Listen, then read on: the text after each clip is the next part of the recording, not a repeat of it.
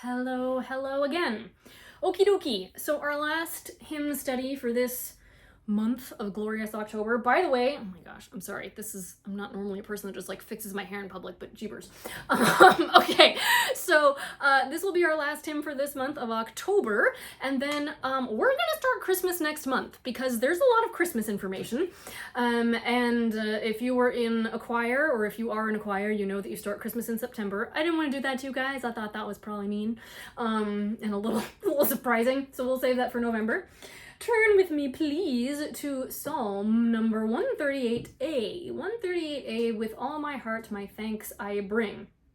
Now, in sticking with our Victorian theme this month, we have another Victorian clam bake hymn, and I am going to play... I'm going to play through this. I'm not going to sing it because I want you to be able to hear piano notes. I want you to hear all the notes equally. And I want you to listen for those things that we have talked about. The little crunchy chords, the suspensions, and the little teeter-totters, because you're going to hear some teeter-totters in this. And see how many of those your ear picks up on, just for funsies. All right, just listening. Here we go. 138A.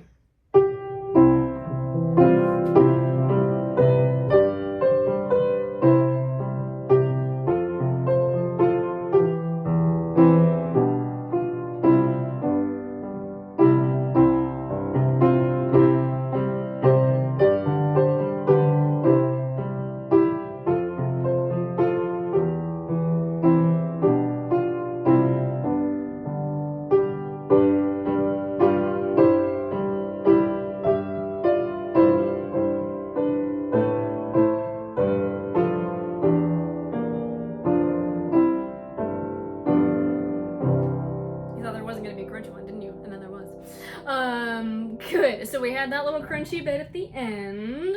What? I just lost it. Ah.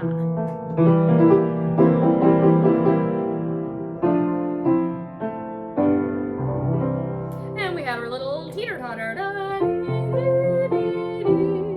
The other thing we have in this, which we have not talked about, well, we talked sort of about it in the last one, in a different context.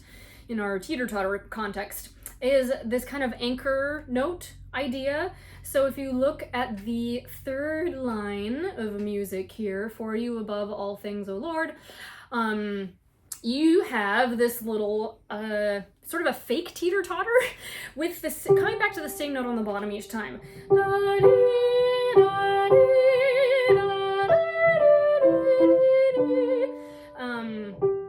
So that, again, we have that little anchor note that you're thinking at the bottom. Now, the way we want to think about this, which we're going to address slightly differently in this context because the notes are higher. So we're going to think about this a little differently. I want you to try, if you can, do a little thought experiment. If you are a more visual person, I am not a visual person. If you are a visual person and you would like to have I don't know, Post-it notes, or maybe I'll try to use my hands in some way, to kind of help you think and bounce between these two things, that's fine. And we're gonna try to hold two things in our mind at once. We're gonna hold our anchor note, do, and we're gonna hold the three notes that we are going from the anchor note. Do, do, do, do, da, ba, da, dee, dee. And the reason we want to hold these separately is because it is easier usually in our minds to relate notes. I'm trying to figure out a way to say this that doesn't sound completely insane. To relate notes that are more close together in pitch, like a scale. Do, do, do, do, do, do, do, right? That's kind of easier.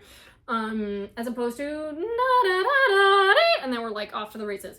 So do for me, we're gonna practice the three little notes. It's kind of a funky little, very not Victorian, very like modern-y 20th century soundtrack. What it sounds like sounds like one of those Jane Austen adaptations or something. No, but like one of the dark ones, like not a Jane Austen one, Jane Austen era, like or a little bit later. What am I trying to say? The Bronte. Sounds like the Bronte, like Wuthering Heights. Can you hear it? Anyway, okay. Sorry, nerding out. Okay, three notes.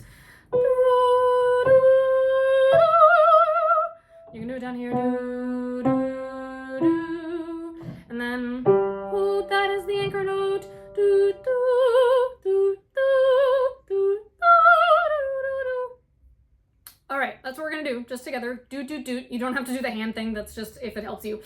So here's my anchor note, and these are the moving ones. Doot, doot, doot, doot, doot, doot. I'm adding rhythms because I want to. Okie dokie. Great. That is what I wanted to look at with that one. So let's sing through it. See if we can make it through without me losing my mind.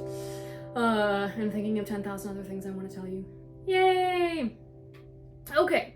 Again, this is a sweepy sea shanty-esque type song. So have fun with that. All right. Here we go. Ready and go. With all my heart, my thanks I bring before the gods, your praise I sing. I bow before your holy place and praise your name for truth and grace. For you are above all things, O Lord. I've magnified your name and word. Let's talk about breathing. This, again, when we get these songs we haven't really talked about time signature. Let's talk about time signature. So time signature has to do with the number of beats that we count in a group. So I like to do with my kids, if you look at the time signature, which is this little stack of numbers, boop, right over here. I hope, is it gonna let you see that? I have to do the stupid Instagram thing. No, there we go. Okay, so there's a 3 on top and a 4 on the bottom. And the 3 tells us how many of the thing that we are counting, of the thing, how many we have of the thing we're counting. And so if you were 5 years old and sitting here having a piano lesson, I would say, you know, Susie May, if I told you to go to the store and get me 3, what would you say? And Susie May would go, 3 what? Probably not like that. But, and so the bottom number is the what. Do you remember back to your math days? I know it's a hard memory for many of us, but if you think back to your basic fractions, right, the 4 on the bottom is 1/4. So we are counting 3 quarter notes in each measure, which all that means is if you kind of feel the beat, if you're a person that can kind of feel that and you don't really know the theory behind it, dum, bum, bum, bum, bum, bum, bum, bum, bum, bum, bum. We're counting those beats in groups of 3. That's all it means. And I bring that up because in songs of this meter where we're counting in 3s, it feels kind of like a waltz, kind of like a dance. It is sometimes harder to find places to breathe for reasons I will not go into because I'm trying not to overload you with information, which is I'm not doing very well. So when that happens, that's when we get to break the rules of breathing at commas and less important words, because we need to breathe. You need air to live. And I please don't want you passing out in church because you were like, I was trying to get through the phrase. No, don't be a hero. Nobody cares. We care if you pass out. We don't care if you make it through the phrase. Okay. So breathe at commas or less important words when you can, and or when you need to breathe so that you do not die. Number 1 goal of life, do not die. Okay. Verse 2. Ready and go.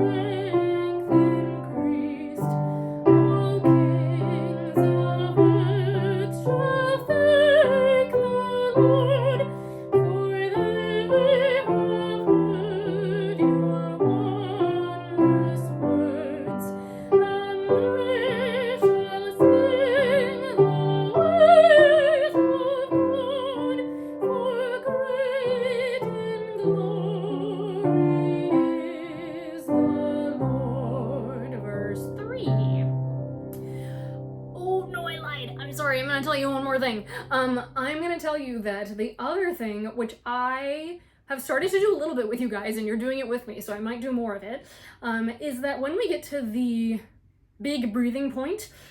In this particular hymn, psalm, I'm just gonna call them all hymns, it's just gonna happen. Do for the gods your praise I sing. If you've been going through that whole thing either in like one or just many partial breaths, you really want to breathe. I tend to slow down, and the Victorians would have too. They were very much a fan of that kind of woo-woo, what am I trying to say? Waffling, seasickness, wavy, swaying. There it is. Yishka-bibble. Okay. For example, praise I sing, I bow before, blah, blah, blah. And I'll do that also in the middle of the third line before we start our anchor teeter-totter. Okie dokie. Verse 3? Wait, yes, verse 3. Okay. Ready and breathe. Although the Lord is throned on high, he guards the meek with watchful eye. But those of proud and haughty heart, he knows them only from afar. Through trouble though my pathway be, you will revive and strengthen me. Verse 4. With outstretched hand you will oppose the wrath and anger of my foes. Your right hand saves, the Lord fulfills for me the purpose he has willed. I almost didn't make that one. Your love, Lord, forever stands. Forsake not the works done by your hands. Woo! That was a longer phrase than I bargained for. Did I already say this or did I not complete the thought? I don't know. If I already said this, I'm sorry, but I'm saying it again, which is in songs in 3/4, right? We get to breathe more wherever we want. This is where, oh, maybe I said this in the last video. This is where you can breathe at the musical phrase because it is so too weird to try to break it up with the text. So that's legal. For example, I could have breathed, I should have breathed, in the last verse there, at the end of the second line.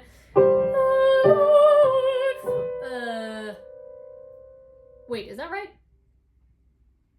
Ah, I'm confused. The right hand sings, the Lord fulfills. Breathe.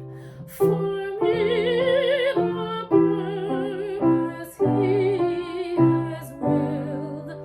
And if you've been listening raptly to my strange and hopefully somewhat helpful tips, you will say, Catherine, 4 is a less important word. Can't you breathe there? Yeah, you can. It's really weird. For some reason, in English, we tend to breathe less before the word for. I don't know why. We do plenty of times in other languages, in all the other languages I've ever sung in, that I know, that I actually understand, which is far less than the languages I've actually sung in. You know, in French and German and Italian, you breathe before for all the time, but for some reason in English we don't, and I don't know why. But there you have it. Let's do, just to end on a singing note, let's do the last teeter-totter bit. Your love, O Lord, and we get this lovely forever. Whatever you do, do not go for.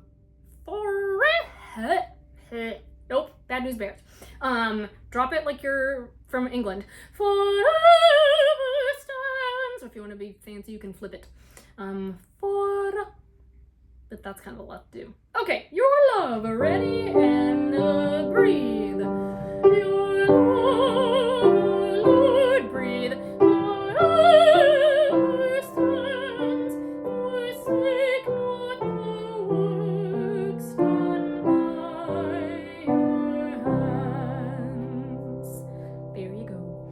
Sorry, this one is a little bit longer.